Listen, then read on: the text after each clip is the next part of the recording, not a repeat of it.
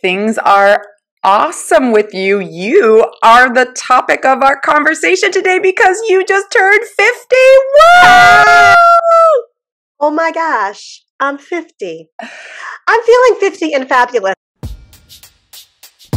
We're girlfriends of a certain age. In midlife, we got a lot to say. So let's get loud.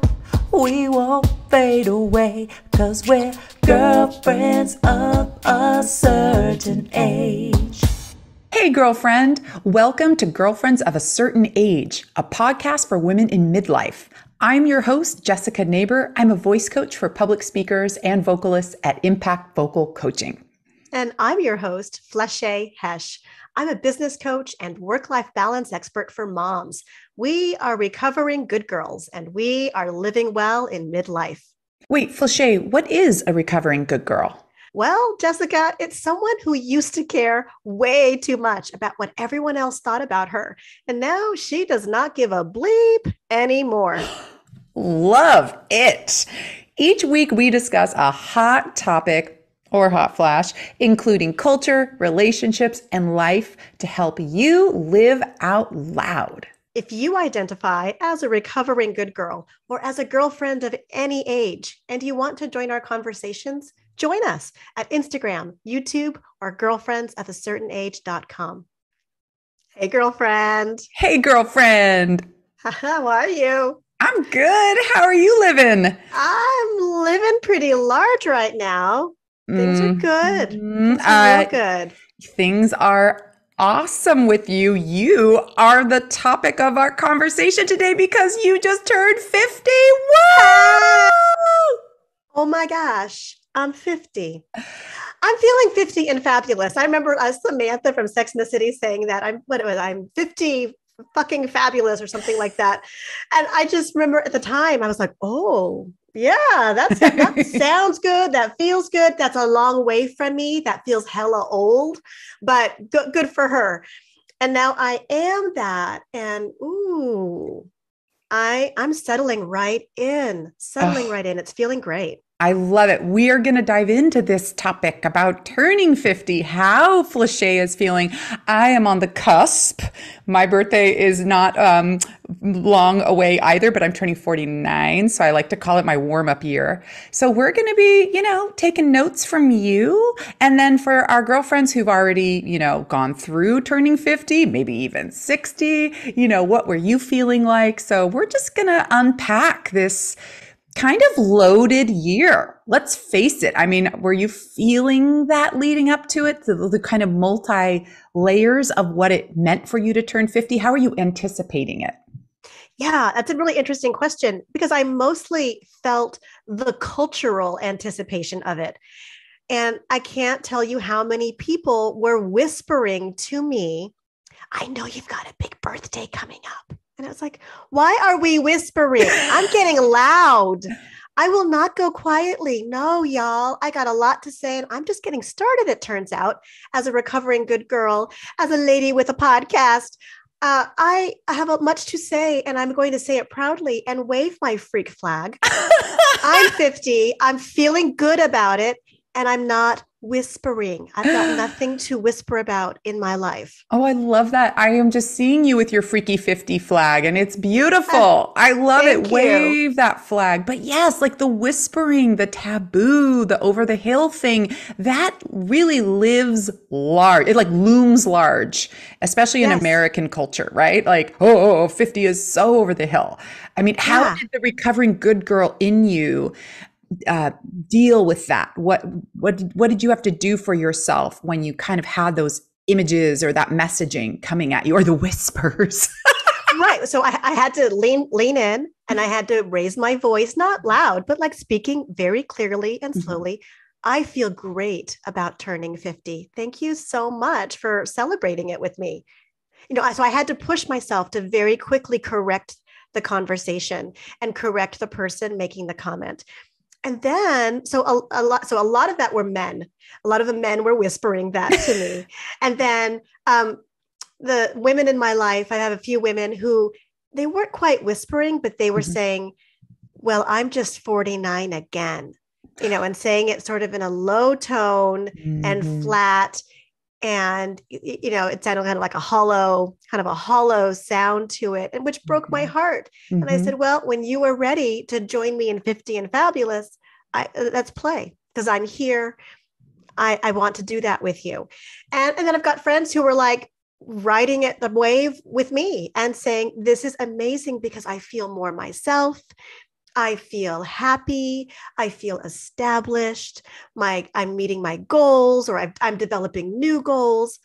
So I feel like I'm in the middle of this teeter-totter, where the culture is wanting to pull us down and be afraid of the number, be afraid of aging, be afraid of being an older woman, which to me feels like wisdom and just gifts galore, because all of the women I know who are older than me, they're extending a hand to me and they're saying, come over here. It feels great. For me, culturally, I didn't get that story. Right. And so to be able to be 50 and feel good and be excited about the rest, like maybe I'm just getting started, like we said in the J-Lo episode, when Jennifer Lopez said that in her documentary, but wait, maybe I'm just getting started. Maybe the best of my life is in front of me. And that's so important, because I think especially for women, the culture at large kind of sends us the messaging that we have an expiration date. Yes. And, 50's pushing it. We might be really stinky by 50, right? In terms of, are we valuable anymore? Are we as beautiful? Can we make babies? All the things, right?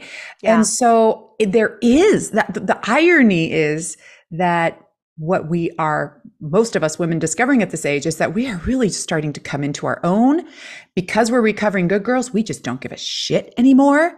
And we finally are liberated to really be more honest with ourselves. So I do see that there's this really funny tug of war between the messaging, oh, fade away, oh, you're over the hill, oh, you're a grandma, versus, oh, wait, I am just coming into my power. Hello, 50. I was thinking about this too, and how for 50, it almost feels like the toddler of being older, right? It's like, yes. Okay, here's your second half. Because I don't know about you, but 40 felt like it was like being old with training wheels on, right? I mean, at that moment, it was a huge deal. It was all we knew, of course, and it was very monumental. There's something about 50. Maybe it's just because it's that halfway mark between 50 and 100, but it really does feel like, okay, it's getting really real now, and I love it. Well, and people who've known me for a long, long time know that I was psyched to turn 30, psyched to turn 40. And now here I am, still psyched to be turning 50. And God willing, I'll be psyched turning 60 as well. So for me, and maybe it was a little that recovering good girl, because I've always had this knowledge in the back of my mind that as we get older, it's easier to give a shit less about things. So I knew that was something I was sort of pulling myself toward. Yeah. And I just didn't know how to do it. No one ever explained to me. And I was always wondering, is it developmental? Am I just going to wake up one day and not give a shit? Turned out, yeah, there's a lot of it. But I do think there's a lot too about just feeling more comfortable and confident being disliked for not agreeing with somebody. So there are skills to be learned for sure. Mm-hmm. And then part of it is developmental. So I'll say that to our girlfriends of a certain age who are under 50, who are still wondering, how do I do that? Mm-hmm. Right. And you can also listen to our Recovering Good Girl episode because we break it down. Yeah. And that's a gift I want to give to women who are younger, because I have so many incredible women in my life who are older than me, who are mentoring me, loving me, supporting me, rolling out the red carpet and throwing roses at me as I'm stepping into this age. And that is so incredible. And I'm so grateful. And you know who you are. And I know that so many of them listen to our podcast. And so I just am filled with gratitude for the women who hold me up and are bringing me forward and throwing me like blessings. I just feel when I had my baby, the women in my women's circle threw me a blessing way, they called it. Mm. And it was this beautiful ritual in my home. And they just took care of me. And we have been doing that for each other for many, many years. But I feel like that with these women who are mentoring me. I feel like there's kind of this like psychic blessing way happening for me. I love that. The way you're explaining turning 50, it feels like a rite of passage. Yes. And it is. But for women, I love reframing it in this very positive way, having a whole group of elder women to help show you the way, because of course, they're the ones who have the lived experience to share that with us. And so that's just a beautiful way of reframing it. And we've talked a little bit about how menopause and when you go through it could also be a celebration. Like you could have yourself a menopause party, you know? Oh, I will. When that day comes. Yeah. Well, I went and donated all my pads and sanitary tampons to the school nurse and had a party because my son was in middle school and she had put out a post about needing those things. And I was like, I don't need them anymore. Here you go. And it was amazing. such a joyous thing to mark. And like you were just saying, it was like living out loud. Like I walked into the office with a big old bag of sanitary napkins, like, hey, who do I give these to? You know? Ah! So just doing that in a way that feels like it's your rite of passage, which brings me to a question that I wanted to ask you about how do we honor and celebrate ourselves? Because I do feel like there's some good girl pressure to turn 50 in a few ways. And I came across this when I turned 40. Everyone was like, you got to have a big old party. You got to have a big old party. What are you going to do? What are you going to do? And I thought that's what I wanted. But you know what? Truthfully, I was like in a space, I think, where I could have been much happier with a smaller gathering.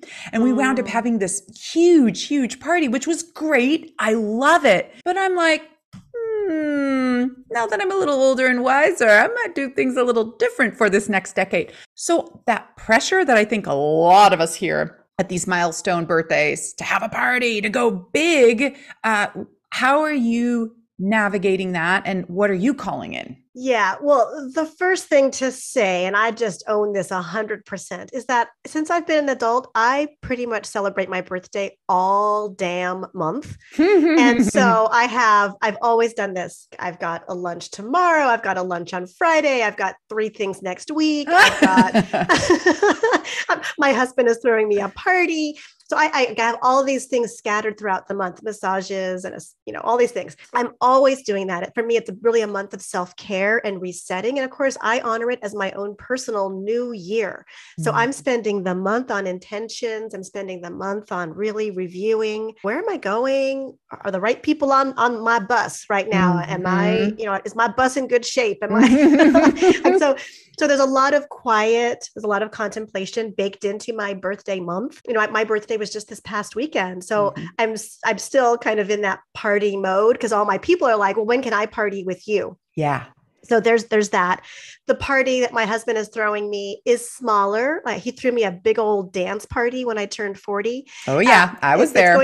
You were there. And I was at yours. So this will be a quieter, gentler one. It's also a homecoming because I just moved home. We just went through a big, big move. And so there's a lot of that too, of resettling happening, and adjusting. Much quieter time for me personally. And so I'm not, hanging from the chandelier, with, in a bikini top. Definitely don't feel that energy, but I do. So the party is also like a homecoming. Yeah. It's a, hey, y'all, I'm here, like really here. Let's be together and honor this time and celebrate it together. So that's what I'm calling in. I'm calling in some quiet, the constant celebrating all month long. I love it. And I have a girlfriend actually in Santa Fe who I probably won't get to see until May. And her birthday was the week before mine. We've got a birthday spa date in May planned. So yes. You're like, I'm extending this out. I'm throwing out a birthday anchor to that too, so I can rock it with her because she just turned 50. And what you're doing too is you're making it all manageable. So you're getting to have these meaningful small group, different lunches and gatherings with people rather than I think what the traditional thing is, which is to throw everyone in the room for one night together. which has its own celebratory thing about it. But I don't feel like you really get the meaningful communication and connection that you want from those big parties. So there is something really nice about honoring like how you want to have these relationships, how you want to foster them. I love that. Yeah, I mean, it's also, I guess that's how I like to honor things. It's also how I got married. So my Mm. husband and I eloped Mm-hmm. with our immediate families, and then we threw a big party, and then we had Mm-hmm. our honeymoon 6 months later. It's better to sort of slow things down and draw it Mm-hmm. out a little bit so you can Yeah. have more intention. Yeah. And at my wedding, I remember saying, I want to be a guest at my own wedding. And I Yes. feel like that about my parties too. I want to be a Yes. guest at my birthday party and not Yes. have my hair on fire and be able to really settle in with people and So make you eye did contact. something. I know this about your party, and I admire this because I think this could be a great tip for a lot of us, which is you handed the reins over to your partner and you said, please handle this. And a lot of people in relationships might not feel like they have the permission to do that, but you could. And it doesn't have to be your partner. It could be your bestie. It could be a relative, whatever, but to take the management out of your hands. So tell us a little bit about that. Why didn't you want to kind of plan this, and get the color theme and the balloons and all that? What about that made you want to just say, take it? Yeah, well, I guess in some ways I'm quite fortunate. It's very sweet. I mean, my husband came to me and he said, would you like a party? I would like to Awesome. throw you one. And I was like, held the yes, thank you. He plans things differently than I do. Uh-huh. And this is all part of what I call being a queen. I Mhm. could white knuckle it and micromanage him, or I Mhm. could accept the gift because that is one of his gifts to me. Yeah.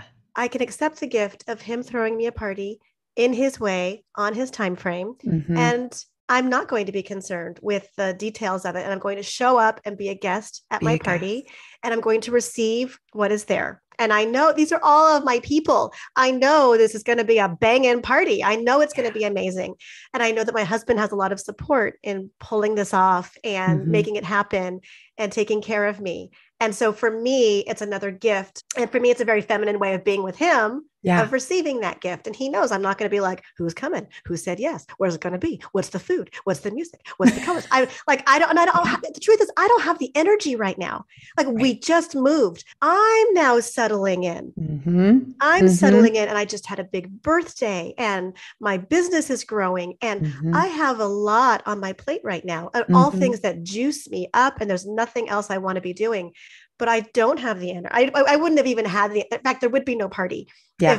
if he hadn't offered to throw me one or if someone else hadn't offered because I don't have the energy to build a party right now. I just love The that. party's inside of me The right now. party's in me. The party's in me for me. And Mhm. so I'm not in a big generative phase for those kinds of things.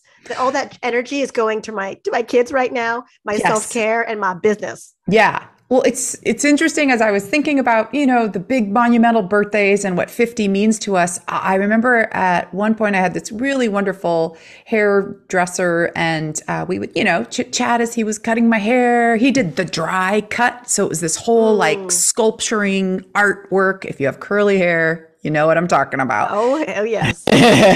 But I remember him saying on his birthday that he asks his partner and his family and his loved ones to leave him alone. Like, Oh. and he said this is a yearly thing. This is what he calls in, is to just have a complete solitary day. And I thought, well, that's interesting. Here is a hairdresser who is extremely social in his work. And outside of work, I knew that he was very social. And so I thought, oh, yeah, okay, that's what he's calling in. And I remember when he first said it, I thought, well, geez, aren't you a downer? You're telling all your loved ones to just get lost. But he said, that's what I need. And that's where I go on my birthday. And I thought, well, good on you, right? And the idea that you can have like as small a party as you want, as big a party, no party at all, to me felt, pretty cool. Really about getting to know oneself, right? That is the ultimate gift for me, for you to leave me the hell alone. And Right. I to me that's very exciting, and I love the self-awareness. This is my Yeah. new favorite thing about people. When I notice someone being self-aware, I'm like, tell me more about you. Let's spend more time Uh-huh. together, because I feel like that is such a thing lacking in the culture right now. Just self awareness, right? And so that someone could say that, I just want to be left alone. And then I know how to take care of you. Then I know what you want for your birthday. Right. That is a gift for everybody. Right.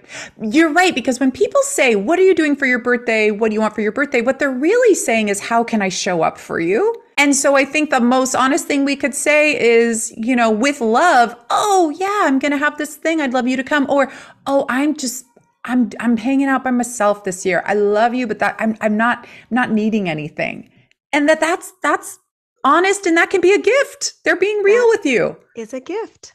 It That is is a a gift. gift. And You I wanted, think there's a lot yeah. of expectations about birthdays Oh, there's too. so much pressure on birthdays. It's such a mixed bag, isn't it? It's like Yeah. all the attention is on you, and everyone's singing happy birthday. In fact, my younger son, my toddler, who I think had some sensory sensitivity, when it came time at birthday parties for everyone to sing happy birthday, he would cover his ears and start screaming, "Be quiet!" So Both of my kids were like that too. I got so trained that when we were at a little, buddy's party and I'd start seeing the cake come out, I was like, all right, we're going to go take a little walk. We'll be back. But even at his own parties, it was like, okay, we're going to dial that way down, Oh, yeah. and only sing if he needed it. There's this pressure, and there's this pressure to perform and to be Yes. happy. Well, and you're bringing up a good point. It starts in childhood. Yes, it does. It starts in childhood. And there can be some gaslighting around that too, because I've also seen families where the kid is saying, don't sing to me. And the parents are saying, I don't care. This is our party. We're throwing it. We paid for it. Oh, Oh we will yeah. sing, scream your head off if you want. We're going to do what we want. And so there's this like invalidation, which is very Mm-hmm. crazy making for Mm-hmm. the child, right? And I Mm-hmm. think we forget how much we can do that in childhood, or Yes. how much it was done to us. And I Yes. think too, that's another gift of getting older. We get to heal those traumas. And so if Mm. we're not looking at them and not looking at our childhood and our shadow, then we're not progressing and we're not becoming more of ourselves. We're just trying to keep old and bad and sad memories at bay, which Mm-hmm. is bringing more trauma into the everyday life. So I think it's so beautiful for us to know how we want to be celebrated or Yeah. not, Yeah. and to tell people with a straight face what that is. Mm-hmm. That's really a big, big gift, I think. I Yes. love when people tell me what they want and need, just put it right out Absolutely. there. Yeah. And I don't you think that's what welcoming in 50 is all about? That's like what I hope. Today's episode is brought to you in part by our dear friend and girlfriend of a certain age, relationship coach Tamara Mendelson. We wanted you to meet Tamara because she brings a really fresh perspective to relationships that we thought you needed to know about. You can learn more about Tamara at tamaramendelson.com. Hi, Tamara Mendelson here, relationship coach. Relationships are hard, and I wrote the mini relationship roadmap to help you along the way in your own relationship.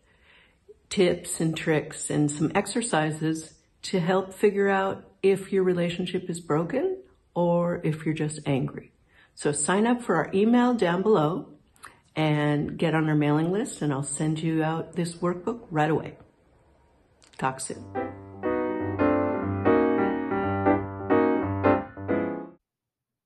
Today's episode is brought to you by the 5-Minute Work-Life Balance Digital Workbook. Do you need help achieving work-life balance? I will teach you how to take back your time and your life. You can forget about feeling guilty, overwhelmed, and out of balance.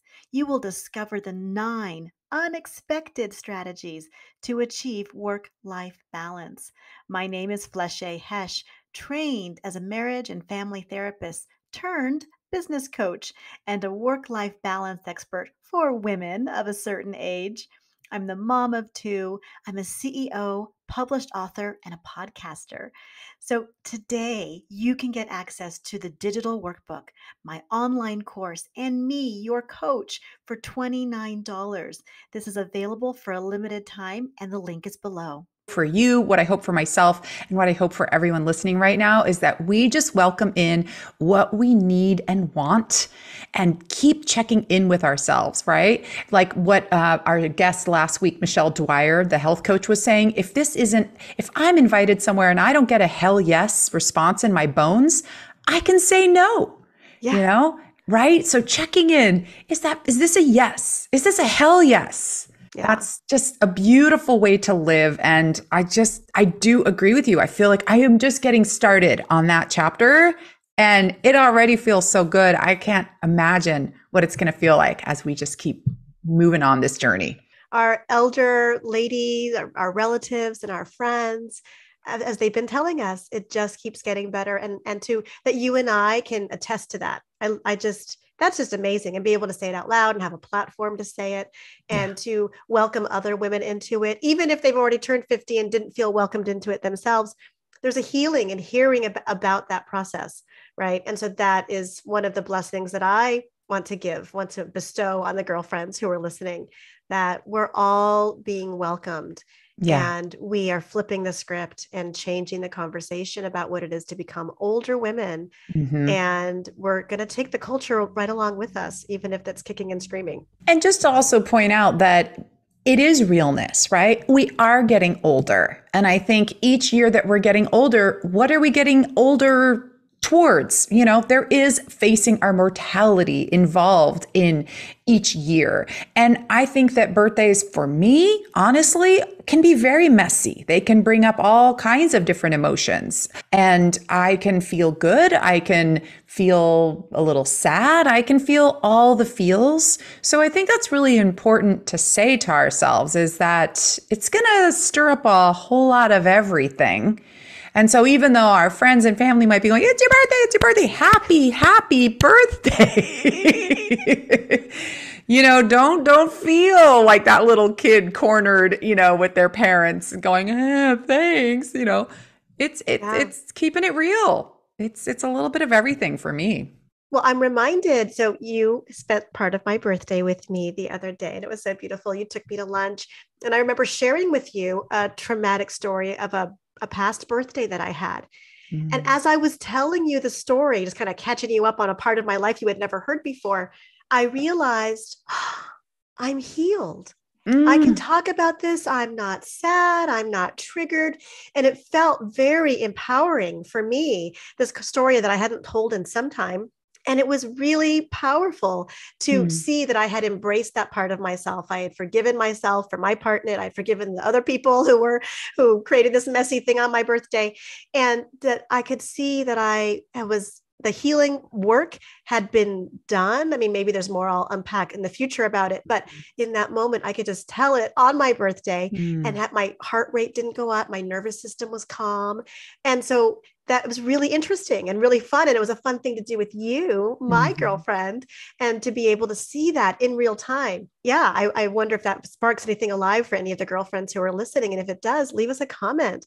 Let us know about a healing that you've had around a birthday, or what do you still need to work on? What needs unpacking for you? What was a rough birthday? I'll tell you, my 21-year-old birthday, when all my college friends showed up with every different kind of booze, did not turn out to be a very cute birthday for me. Oh. Mm-hmm. Yeah, we'll just leave it at that. We'll let you imagine it. But we're talking about what was your favorite birthday. The one that flashes in my mind was nothing extraordinary. It was a picnic birthday. I think I was about 8 or 9. It was with my mom and my stepdad and my buddies up at Tilden Park in Berkeley. Aww. In February, February birthdays, it's raining half the time. As a kid, your outdoor parties always get rained on. This wasn't a rainy day, but it was a muddy day. We wound up having the funnest day. It was all about field games like, catch the egg and 3-legged races. And then my stepdad and all of us kids had a water balloon fight where he chased us around, getting us wet. I'm sure it was freezing and we didn't care.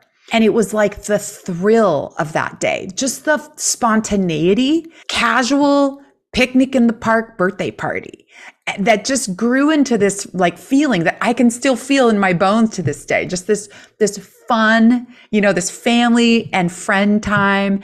And like that to me was something that you can't even plan. It's just going to happen, right? And it's going to happen some years, and then other years you might have everything lined up just right. And you're like, There's pressure on these days. And that was It just really one of the is. most fun ones I can ever remember. So thought I'd share that. I love that. I love that. And beautiful, fun. So how old were you? Do you remember? I think I was like 8 or 9. Yeah. And I remember a lot of my friends for years to come were like, that was such a fun party. Right. And it's like, what were we really doing? Like eating hot dogs and throwing water balloons at each other.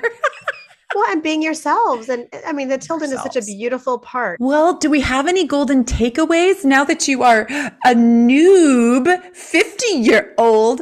What are you feeling on the other side now that the actual day happened? Well, we know it's the whole month for you. What are you feeling like in this moment? I feel calm and grounded. And so that's what I've been calling in a lot since, making a big move and getting everyone settled and in that calm and grounded place. I have been setting intentions, like planting some little psychic and emotional and spiritual seeds that I want to sprout in this decade and moving forward. And I'm very much looking forward to my party and all of the people who are waiting to see me and I have plans with. So I'm very much looking forward to these quiet and gentle celebrations. And then, my bigger party with everybody. And as part of this welcome home. So for me, that's this bigger theme of being welcomed home. Mm-hmm. And home, of course, includes myself. Me welcoming myself back to myself. So I've been, doing lots of shadow work, lots of looking at the past, lots of integrating all of that. And I don't know if I'm sure a big part of it is about being older, and feeling more sure of myself and unafraid.